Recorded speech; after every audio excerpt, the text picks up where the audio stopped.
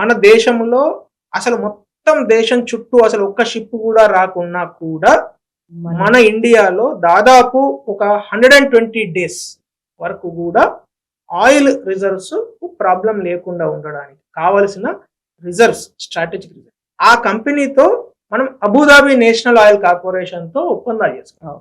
దాంతో you will have long term LPG connection. మీకు gas pipe line, long term LPG pipe line నుంచి కూడా మీకు తీసుకుంటున్నాం మనం యుఐ నుంచి. ఈ ఐఎంఈసి అని మనం మొదలు మాట్లాడుకున్నాం చూడండి, India middle east Europe economic corridor. దీనిలో మన నుంచి బయలుదేరిన షిప్ ఫస్ట్ ఎక్కడికి వెళ్తుంది? యుఐకి వెళ్తుంది, నెక్స్ట్ సౌదీ, ఆ తర్వాత యూరోప్ లోకి ఎంటర్ అవుతుంది. అంటే first line of immediate friend ఎవరు? UAE. So that's how this strategic partnership works. So మనం ఇంటర్నేషనల్ లాంగ్వేజ్ ఏమంటున్నాం అంటే ఫుల్ ఫ్లెడ్జ్డ్ స్ట్రాటజిక్ పార్ట్నర్షిప్ అని చెప్తున్నాం.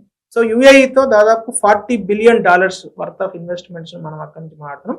ఇమీడియట్లీ వాళ్ళు ఒక $5 billion అంటే దాదాపు 50,000 కోట్ల రూపాయలు ఇన్వెస్ట్మెంట్ నెక్స్ట్ 2-3 months లోనే చేస్తామని వాళ్ళు మాట ఇచ్చినట్టు మనకు మీడియా తెలుస్తున్నది.